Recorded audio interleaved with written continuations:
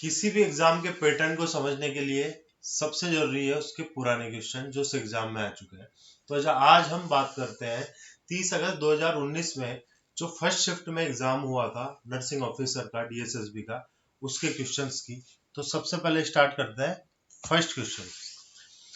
पहला क्वेश्चन है the process of converting physical energy into nervous system activity is called.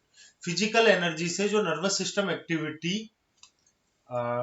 Change होती है उसको हम क्या बोलते हैं? तो उसको हम बोलते हैं ट्रांसडक्शन। रिसेप्टर पोटेंशियल और जनरेटर पोटेंशियल क्या है? ये रेस्पॉन्स दिखाते हैं, रेस्पॉन्स टू स्टिमुलाई। ठीक है, ये है रेस्पॉन्स टू स्टिमुलाई। कोई रेस्पॉन्स आया और उसकी वजह से क्या हुआ, सॉरी स्टिमुलस का कोई रेस्पॉन्स हुआ तो उसको हम बोलते हैं रिसेप्टर पोटेंशियल या जनरेटर पोटेंशियल। और काइनेस्थेसिस क्या है? स्टडी ऑफ बॉडी मूवमेंट, ये काइनेस्थेसिस है। तो ट्रांसडक्शन का मतलब समझने की जरूरत है। ट्रांसडक्शन का मतलब है the process of converting physical energy into nervous system activity is called transduction. Next बात करते हैं हम हिपेटिक कोमा। हिपेटिक का वर्ड जो है वो लीवर से लिया गया।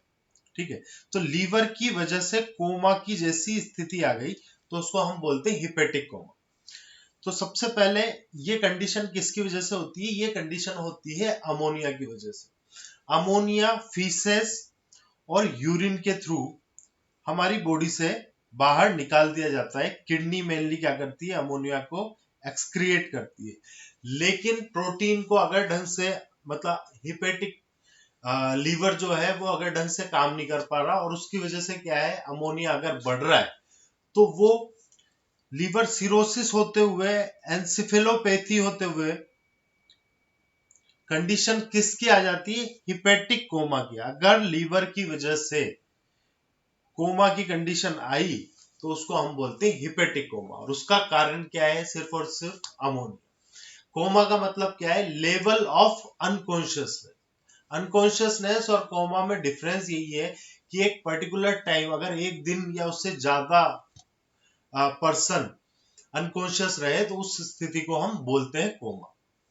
ठीक है, नेक्स्ट हम बात करते हैं नेक्स्ट क्वेश्चन की। An example of politico economic factor that may affect maintenance of a safe environment.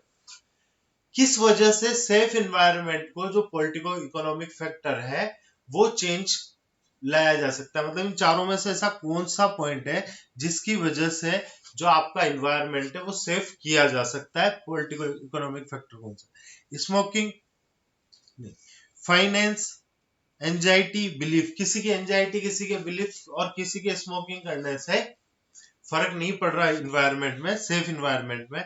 But finance ऐसा है। फाइनेंस किस लिए बोल सकते हैं हम? कि जैसे आपने देखा होगा कि दिल्ली में पोल्यूशन बढ़ गया और उसका कारण क्या है? पराली है। लेकिन फिर भी अगर आप उसको कंट्रोल कर सकते हो कि अगर आप उसमें पैसा खर्च करो, आर्टिफिशियली भी हम पोल्यूशन को कम कर सकते हैं। उसके लिए क्या होते हैं, जो गन्स होती है, कौन सी गन्स होती है? जो वाटर गन्स होती है। तो पूरे एनवायरनमेंट में हम वाटर डालते हैं या कृत्रिम बारिश करवा के भी आप क्या कर सकते हो? एनवायरनमेंट को सेफ बना सकते हो। ठीक है, the amount of water excreted as urine per day is about. कितना होता है? किडनी कितना एक्सक्रिएट करती है? 1500 ml। कैसे? देखो आप, इंजेस्टेड फूड, फूड से हमें जाता है 800 ml, 800 ml। जब हम फ्लूइड लेते हैं, मतलब जैसे पानी पीते हो, तो लगभग हम 1500 ml, 1500 ml पानी पीते हैं। ठीक है, और जो फूड का मेटाबॉलिज्म होता है, जो हमने खाना खाया वो पचा, तो उसकी वजह से हमें 200 ml ये हमारा लिक्विड गया, वाटर गया। अब एक्सक्रिएशन के लिए क्या है साहब? तो एक्सक्रिएशन में किडनी भी लगभग कितना करती है? 1500 ml एक्सक्रिएट करती है। स्किन से 600 ml एक्सक्रिएशन होता है। जीआई हमारे 100 ml, जो जितने भी पाचक रस वगैरह बनते हैं, और जीआई जब फीसेस जाती है तो उसके साथ में भी थोड़ा बहुत वाटर जाता है, तो 100 ml आपके वहां से फ्लूइड का लॉस होता है। उसके अलावा जब हम सांस लेते हैं तो लंग्स की वजह से जो फ्लूइड लॉस होता है वो होता है लगभग 300 ml। तो दोनों का अगर आप एवरेज लोगे तो लगभग लगभग ये दोनों 2500 हम इंजेस्ट करते हैं, लेते हैं, और 2500 ml ही हम एक्सक्रिएट कर देते हैं। सबसे ज्यादा हम फ्लूइड लेते हैं और सबसे ज्यादा जो लॉस करते हैं वो किडनी के थ्रू ही करते हैं। इसके अलावा भी किसी का भी पूछा जा सकता है, आपसे पूछा जा सकता है कि स्किन से कितना लॉस होता है, ठीक है, इनसेंसिबल लॉस भी बोलते हैं इसको, जीआई से कितना लॉस होता है, लंग्स से कितना लॉस होता है। ये सारे जो लॉस हैं ये इनसेंसिबल लॉस है, क्योंकि हमें नहीं पता लगता कि कितना हो रहा है। अगर गर्मी ज्यादा होगी तो स्किन से ज्यादा पसीना निकलेगा, ज्यादा लॉस होगा। किडनी से हम मेंटेन कर सकते हैं, जब इनटेक आउटपुट होता है तो हम ये भी देख सकते हैं कि हमने कितना पानी पिया और कितना किडनी से निकला, कितना यूरिन के थ्रू निकला, ये एक्सक्रिएट किया। तो ये तो हम सेंसेबल हमें पता लग सकता है कि हमने कितना लिया और कितना नहीं लिया, लेकिन स्किन, जीआई और लंग्स से हम कितना एक्चुअल एक्सक्रिएट कर चुके ये बताना मुश्किल है। नेक्स्ट क्वेश्चन है, measure taken to prevent the onset of disease और ए डिसऑर्डर। मतलब डिजीज के होने से पहले ही अगर डिजीज को रोक लिया जाए तो उसको हम क्या बोलते हैं, प्राइमरी प्रिवेंशन। डिजीज होने के बाद अगर उसका ट्रीटमेंट किया जाए तो उसको हम बोलते हैं सेकेंडरी प्रिवेंशन। और डिजीज हो उसके बाद अगर लाइफ क्वालिटी बढ़ाई जा रही है तो उसको हम बोलते हैं टर्शरी प्रिवेंशन, ठीक है। नेक्स्ट क्वेश्चन है आपका, the extracellular fluid content in our body is around. तो देखो हमारी बॉडी में लगभग 60% फ्लूइड होता है, 60% ऑफ टोटल बॉडी वेट क्या है, फ्लूइड, ठीक है। उसमें से 40% तो होता है आपके इंट्रासेल्यूलर जो सेल्स के अंदर होता है, और 20% होता है एक्स्ट्रा सेल्यूलर जो सेल्स के बाहर होता है, चाहे वो ब्लड के फॉर्म में हो या इंटरस्टिशियल टिश्यू स्पेस में हो, या जो आपके पेरिटोनियल कैविटी है, साइनोवियल जॉइंट्स में जितने भी फ्लूइड है, पेरिकार्डियल फ्लूइड है, ये सब क्या है, एक्स्ट्रा सेलुलर फ्लूइड, ठीक। तो अगर हम माने कि एक व्यक्ति 70 kg का है, लगभग इतना ही मानते हैं, और जो एक्स्ट्रा सेलुलर फ्लूइड है वो कितना है, 20%। तो हम निकाल सकते हैं 70 इंटू 20/100, तो ये आ गया आपका 14। तो लगभग 14 लीटर हमारे एक्स्ट्रा सेलुलर फ्लूइड होता है, यानी ये 12 लीटर इसका मोस्ट एक्यूरेट आंसर जा रहा है। तो हम इस पे टिक करेंगे। अगर व्यक्ति 60 किलो का है तो ये डायरेक्टली 12 किलो आ जाए, ठीक। नेक्स्ट हम बात करते हैं कि profound memory problem with no loss of consciousness is called. मतलब कॉन्शियस है पर्सन लेकिन उसकी जो मेमोरी है वो पूरी तरह से चली गई। ज्यादातर हमें ये देखने को मिलता है ओल्ड स्टेज में, विद सडन ऑनसेट, अचानक से। जो ओल्ड एज के पर्सन है उनमें क्या होता है कि प्रोफंड मेमोरी लॉस होता है, उसको हम बोलते हैं transient memory loss. Memory loss एक अमनेशिया का वर्ड हो गया। अमनेशिया का मतलब क्या है, मेमोरी लॉस। अब रिट्रोग्रेड और anterograde, loss of memory before a particular event, उसको हम बोलते हैं रिट्रोग्रेड अमनेशिया। आपने ज्यादातर मूवी में देखा होगा, अभी कौन सी मूवी आई थी, उसमें क्या हुआ था, एक पर्टिकुलर घटना आई और उससे पहले की सारी बात वो, हाय पापा ऐसे कुछ मूवी थी, सारी बात पहले की पुरानी भूल गए, तो वो है रिट्रोग्रेड अमनेशिया। और एंट्रोग्रेड अमनेशिया का मतलब क्या है, कोई चोट लगी, सिर्फ पीछे का याद है, आगे का कुछ भी याद नहीं रहता, उस कंडीशन को हम बोलते हैं एंट्रोग्रेड अमनेशिया। तो इस तरह से ये अमनेशिया के टाइप्स हैं।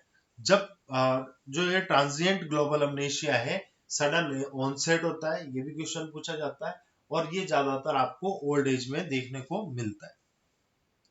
Next, new born baby generally require sleep for about. जो नए नए बच्चे होते हैं जो अभी पैदा हुए हैं, उनको कितने घंटे की नींद चाहिए होती है, तो बहुत सोते हैं दिन में। इतना सोते हैं मतलब 16 घंटे तक सोते हैं। 3/4 हिस्सा अपने स्लिप पे और 1/4 हिस्सा सिर्फ वो जगते हैं। ठीक है, 8 तिया 24 होते हैं तो 8 2 16 वो सोते हैं और 1/4 सिर्फ 8 घंटे 6 घंटे 8 घंटे वो जगते हैं। ठीक है, या 3/4 नहीं या 2/3 भी देख सकते हो आप। ठीक है, 16 से 18 घंटे तक बच्चे सोते हैं जब उन, और जैसे जैसे जैसे बच्चा बड़ा होता है वैसे वैसे वो उसके जगने का टाइम बढ़ता है, सोने का टाइम कम होता है। नेक्स्ट क्वेश्चन की हम बात करते हैं, technique that enable individual to project their internal feeling, attitudes, needs और values on a taste stimuli and in the process unconsciously reveal their personality is called। ऐसी टेक्निक जो आपकी पर्सनैलिटी में अनकॉन्शियसली चेंज लाती है, ठीक है, फीलिंग, एटीट्यूड, नीड और वैल्यू के थ्रू, वो टेक्निक कौन सी है? रिलैक्सेशन टेक्निक नहीं, प्रोजेक्टिव टेक्निक। इसमें क्या करते हैं, पेशेंट को अलग अलग तरह से प्रोजेक्ट देते हैं, अनकॉन्शियसली वो उसको काम करता है, वो प्रोजेक्ट करता है और उससे क्या होता है, उसकी पर्सनैलिटी में ही चेंज आने लगता है। तो ये पर्सनैलिटी की टेक्निक की एक सब टाइप है प्रोजेक्टिव थिंकिंग। ठीक है, उसके फीलिंग, एटीट्यूड, नीड, वैल्यू सब में चेंजेस आता है, उसको हम बोलते हैं projective technique. Next, excess bilirubin in the plasma causes. अरे जोंडिस का मतलब क्या है? ब्लूइश डिस्कलरेशन कब होता है? लैक ऑफ ऑक्सीजन की वजह से होता है। सिस्टिक फाइब्रोसिस क्या है? जेनेटिक डिसऑर्डर, मेनली लंग्स में देखने को मिलता है। इसमें होता क्या है कि जो सिस्टिक डक्ट्स है वो म्यूकस प्रोडक्शन करती है और म्यूकस जो है वो बहुत ज्यादा थिक हो जाता है। ठीक है, ल्यूकेमिया, ब्लड कैंसर। अब जोंडिस क्या है? जोंडिस है साहब आपके बिलिरुबिन का लेवल बढ़ जाना। बिलिरुबिन भी दो तरह के होता है, डायरेक्ट और इनडायरेक्ट। तो जो एडल्ट है उसमें अगर 2 mg पर डीएल या कहीं कहीं पे आपको 3 mg पर डीएल भी मिलेगा, उससे ज्यादा अगर बिलिरुबिन का लेवल बढ़ेगा तो उसको हम जोंडिस बोलते हैं। और इसी तरह से चाइल्ड के लिए भी क्वेश्चन बार बार पूछा जाता है पीडियाट्रिक में, 15 mg पर डीएल से ज्यादा अगर पीडियाट्रिक जो न्यूबॉर्न बेबी है उसका बिलिरुबिन होगा तो उसको हम जोंडिस तब बोले, क्योंकि जो बच्चा होता है, बर्थ होता है तो उसमें पूरा का पूरा हीमोग्लोबिन चेंज होता है। इस वजह से वहां पे क्या होता है, पूरी रेड ब्लड सेल टूटती है और इसलिए वहां पे बिलिरुबिन का लेवल ज्यादा होता है। तो अगर 15 तक है तो उसको हम नॉर्मल मानते हैं, क्योंकि थोड़ा बहुत तो पीलिया बच्चों में देखने को मिलता है। अब इसमें भी क्या है, दो तरह का जोंडिस होता है बच्चों में, एक फिजियोलॉजिकल और एक पैथोलॉजिकल। एक इसका ये क्वेश्चन बहुत ज्यादा फेमस है या सबसे ज्यादा पूछा जाता है कि पैथोलॉजिकल जॉन्डिस को आप कैसे पता लगाओगे? तो अगर विद इन 24 आवर अगर 15 mg पर डीएल तक पहुंच गया आपका जॉन्डिस, तो उसको हम बोलते हैं पैथोलॉजिकल जॉन्डिस, यानी कोई ना कोई डिजीज कंडीशन की वजह से जॉन्डिस हो रहा है, तो इसलिए वो फास्ट होगा और वो विद इन 24 आवर 15 mg पर डीएल से ज्यादा पहुंच जाएगा। स्पीड इसकी ज्यादा होती है, ठीक है, खतरनाक भी होता है ये पेशेंट, मतलब जो बच्चा है उसके लिए हार्मफुल भी है। फिजियोलॉजिकल जॉन्डिस धीरे धीरे डेवलप होता है, धीरे धीरे ही अपने आप कम हो जाता है। नेक्स्ट क्वेश्चन है, dryness of mouth is cold. तो ड्राइनेस ऑफ माउथ को बोलते हैं हम जीरोस्टोमिया। ठीक है, अब देखो इसकी जो दूसरी टर्म जो इन्होंने दी है उसको भी हम पढ़ते हैं, क्योंकि वो भी अलग तरह से आपके एग्जाम में क्योंकि अब तो हम एग्जाम नया देंगे तो उसमें ये सब चीज पूछी जा सकती है। टर्गिडिटी क्या होती है? जो स्किन होती है वो कितनी स्वेलिंग है, कितना उसमें फ्लूइड है, उसको चेक करते हैं टर्गिडिटी से। ठीक है, और ग्लोसाइटिस क्या है? Inflammation of tongue, inflammation of tongue. ठीक, स्टोमेटाइटिस क्या है? इन्फ्लामेशन इनसाइड द माउथ, इसको हम बोलते हैं स्टोमेटाइटिस। अब जो ये आपकी टंग है ये भी माउथ के अंदर ही होती है, तो स्टोमेटाइटिस में क्या क्या हो सकता है, ग्लोसाइटिस हो सकता है, जिंजीवाइटिस हो सकता है, गम्स में अगर इन्फ्लामेशन हो गया तो उसको हम अलग से टर्म देते हैं जिंजीवाइटिस, लेकिन अगर हमें कॉमनली बोलना है तो हम उसको स्टोमेटाइटिस भी बोल सकते हैं, ठीक है। और ड्राइनेस ऑफ माउथ हम बोलते हैं जीरोस्टोमिया। ये कब देखने को मिलती है, ज्यादातर हमें जब पेशेंट फीवर की कंडीशन में है तो हमें देखने को मिलता है।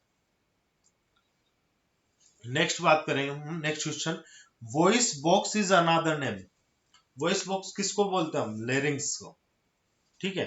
स्टमक को नहीं बोलते, फेरिंग्स को नहीं बोलते। फेरिंग्स क्या होता है, आपके जहां पे हमारा फूड जाता है, ठीक। इसोफेगस इसको बोलते हैं हम आपकी आहार नली, ठीक है ना। नेक्स्ट हम बात करते हैं an essential component of glutathione peroxidase is. देखो ये एक अलग थोड़ा क्वेश्चन है, इसको ध्यान से समझने की जरूरत है। ये ग्लूटाथियोन पेरोक्साइडेज क्या है, इसमें क्या होता है, ये सिलेनियम होता है, और ये एक तरह से क्या है, ये छोटे छोटे छोटे ट्रेस एलिमेंट्स होते हैं जो हमारी बॉडी को बहुत जरूरी है। अब ये क्या करता है, डीएनए के सिंथेसिस में भी जरूरी है, लेकिन जो इसका मेन काम है वो ये है कि जो बॉडी के अंदर सेल्स के अंदर H2O2 बनता है, तो अगर H2O2 की मात्रा ज्यादा होगी तो सेल्स को क्या करेगी, वो H2O2 क्या है, हाइड्रोजन पेरोक्साइड। हाइड्रोजन पेरोक्साइड क्या करेगी, सेल डेथ कर देगी। तो ये H2O2 को सेलेनिन H2O प्लस O2 में तोड़ देता है, ठीक है। मतलब ये जो एक्स्ट्रा H प्लस आयंस हैं उनको निकाल देता है, तो उसकी वजह से क्या होगा, सेल की डेथ का टाइम बढ़ा दिया जाता है इसकी वजह से सेलेनियम। तो सेलेनियम क्या करता है, ज्यादा टाइम तक हमारे सेल्स को जिंदा रखने के लिए जरूरी है, ज्यादा टाइम तक जवान बनाने के लिए जरूरी है सिलेनियम। जिंक, मैग्नीशियम, कॉपर, ये सब हमारी बॉडी के ट्रेस एलिमेंट है, सब जरूरी है, लेकिन जो ये पर्टिकुलर काम है ग्लूटाथियोन पेरोक्साइडेज का, एक पर्टिकुलर कंपोनेंट है वो है सेलेनियम, और सेलेनियम का काम क्या है वो मैंने आपको बता दी। The neurotransmitter that decrease feeding is. अब देखो क्या है, दो तरह की चीज होती है, एक तो क्या है डिक्रीज फीडिंग, तो उससे पहले क्या होता है कि हमें भूख लगती है, और भूख किसकी वजह से लगती है, ग्रेलिन। ये हार्मोन जब सिक्रेट होता है तो हमें क्या लगती है, भूख लगती है। और जब हम खाना खाते हैं ये फूड, तो उसके बाद क्या होता है, ये लेप्टिन आपका सिक्रेट होता है, और जब ये लेप्टिन सिक्रेट होता है तो इसका मतलब ओवर फीड, आपको ये फील होगा कि अब मेरा पेट भर गया है, और वो किसकी वजह से होता है, लेप्टिन की वजह से। इसलिए बोला जाता है कि अगर आपको कम खाना है तो स्लोली स्लोली खाना है, क्योंकि क्या होता है जब हमारा पेट भरता है उसके बाद ये लेप्टिन सिक्रेट होता है। अगर आप बहुत जल्दी जल्दी खाओगे तो क्या होगा कि उसके सिग्नल आने में जब तक टाइम लगेगा तब तक आप एक्स्ट्रा बहुत कुछ खा चुके होंगे। कोर्टिसोल्स क्या होते हैं, ये स्टीरॉइड्स हैं। कहां से सिक्रेट होते हैं, जो हमारी किडनी होती है उनके ऊपर सुप्रारीनल ग्लैंड होती है, वहां से सिक्रेट होते हैं। एंडोर्फिन्स क्या होते हैं, ये फील गुड हार्मोन होते हैं, जब पेन होता है, ठीक है, या किसी भी तरह के स्टिमुलस हैं दुख दर्द के, तो उनसे जो हमें अच्छी फीलिंग होती है वो किसकी वजह से होती है, सिर्फ और सिर्फ एंडोर्फिन की वजह से। The reason for regular practice of hand washing technique in hospital. Hospital में हैंड वॉशिंग क्यों करते हैं, maintenance of oral hygiene, prevention of attitude related sickness, किसी के एटीट्यूड होने से सिकनेस का क्या फर्क पड़ता है पता नहीं, prevention of cross infection, yes, prevention of posture related degeneration. ये तीनों जो चीज है ये किसी मतलब की नहीं है, तो आपको सीधा ध्यान देना है कि क्रॉस इन्फेक्शन से बचाने के लिए हम हैंड वॉशिंग करते हैं। Heat stroke usually occur at temperature around. देखो अब यहाँ पे इन्होंने जो दिया है ये डिग्री सेंटीग्रेड में दिया है, ठीक है, तो आपको ध्यान होना चाहिए कि 40 डिग्री सेंटीग्रेड से ज्यादा अगर टेम्परेचर बढ़ता है तो हम उसको हीट स्ट्रोक की कंडीशन में काउंट कर लेते हैं। अब और दूसरा कि सेल्सियस से हम किस तरह से चेंज करोगे आप, C बराबर F माइनस 32 इंटू 5/9, इस तरह से आप सेल्सियस में चेंज कर सकते हैं। फेरेनाइट में चेंज करना है तो F बराबर C प्लस 32 इंटू 9/5, इस तरह से आप फेरेनाइट को सेल्सियस में चेंज कर लेते हैं। नॉर्मली हमें ज्यादातर ध्यान रहता है कि फेरेनाइट से, ठीक है। तो फेरेनाइट की हम बात करते हैं तो 98.6 डिग्री सेंटीग्रेड बॉडी का टेम्परेचर है। 99 से 100 तक जो फीवर होता है उसको हम बोलते हैं माइल्ड। 100.1 या लेकिन मैं बोलूंगा 100 ही, 100 से 103 जो फीवर होता है उसको हम बोलते हैं मॉडरेट। 103 से 105 तक जो फीवर होता है वो होता है हाइपायरेक्सिया, और अगर कोई 105 से भी ज्यादा है तो उसको हम बोलते हैं हाइपरपायरेक्सिया। ये भी आपसे क्वेश्चन पूछा जा सकता है, ये अपनी जगह है। इसके अलावा अगर आपसे डायरेक्ट हीट स्ट्रोक के बारे में पूछा जाए तो अगर 104 डिग्री सेंटीग्रेड से ज्यादा टेम्परेचर बढ़ जाता है तो हम उसको हीट स्ट्रोक बोलते हैं। होता क्या है कि ये टेम्परेचर 104 से ज्यादा इतना बढ़ गया कि अब ये वापस से कंट्रोल नहीं आ रहा, उस कंडीशन को हम बोलते हैं स्ट्रोक की कंडीशन। मतलब जो स्वेटरी ग्लैंड है हमारी, उसकी वजह से वापस से कंट्रोल नहीं आ पाता, तो इसलिए हम इसको बोलते हैं हीट स्ट्रोक की condition. The next question, the energy liberated from each gram of carbohydrate, 1 gram carbohydrate से आपको कितनी एनर्जी मिलती है? साहब 4.1 कैलोरी मिलती है, या आप सीधी सीधी बात करो तो 4 कैलोरी मिलती है।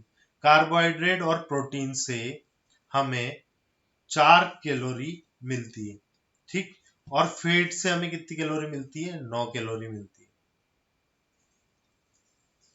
ये आपको ध्यान रखना है। A body fluid found in joints, joints में कौन सा फ्लूइड होता है?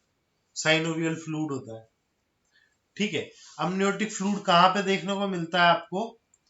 Fluid around baby during pregnancy, है ना, उसको हम क्या बोलते हैं? अमनियोटिक फ्लूइड। यही क्या करता है? बेबी को पूरा पोषण देता है अमनियोटिक फ्लूइड, इसी में सारे उसके न्यूट्रिएंट होते हैं। पेरिटोनियल फ्लूइड को क्या होता है? जो एब्डोमन पेरिटोनियल कैविटी है उसके अंदर जो फ्लूइड्स भरे होते हैं उसको हम पेरिटोनियल फ्लूइड बोलते हैं। साइनोवियल फ्लूइड क्या होता है? जो जॉइंट्स में होता है, मैंने आपको बता दिया। और सीएसएफ क्या होता है? जो हमारी रीढ़ की हड्डी में फ्लूइड भरा हुआ होता है उसको हम सीएसएफ बोलते हैं। Next, secondary bile acid is, अब देखो इसमें सेकेंडरी बाइल एसिड, सब जितने भी एसिड हैं ये सब बाइल एसिड है, लेकिन सारे के सारे प्राइमरी बाइल एसिड है, बस ये सेकेंडरी बाइल एसिड है। मतलब एक तो डीऑक्सीकोलिक एंड लिथोकोलिक, ये क्या है? सेकेंडरी बाइल एसिड है। मतलब सबसे पहले प्राइमरी बाइल एसिड सीक्रेट होता है, उसकी वजह से सेकेंडरी बाइल एसिड सीक्रेट होता है। ये डाइजेशन करते हैं, जो कोलेस्ट्रॉल है उसको भी डाइजेस्ट करते हैं, और जो एक्स्ट्रा बच जाता है उसको वापस से लीवर में सिंथेसाइज भी करते हैं। तो ये डीऑक्सीकोलिक और लिथोकोलिक ये सेकेंडरी बाइल एसिड है, बाकी सारे प्राइमरी बाइल एसिड है। प्राइमरी बाइल एसिड ही टूट के सेकेंडरी बाइल एसिड में चेंज होता है। नेक्स्ट आपका क्वेश्चन है, सुपरविजन क्या होता है? Verbal encouragement and observation with the task. कोई आपको सुपरवाइज कर रहा है, आपका सीनियर है, आप जब नर्सिंग ऑफिसर बनोगे तो आपके ऊपर इंचार्ज होते हैं, वो आपको सुपरविजन करते हैं, डीएनएस है, ठीक। ये क्या करते हैं? सुपरविजन का काम करते हैं। तो ये क्या करते हैं? हमें एनकरेज करते हैं वर्बली, और हमारे हम जो काम करते हैं उसको ऑब्जर्व भी करते हैं कि किस तरह से काम कर रहा है, जो हमारी गलती है उसको बताते हैं, ठीक। उसको हम सुपरविजन कहते हैं।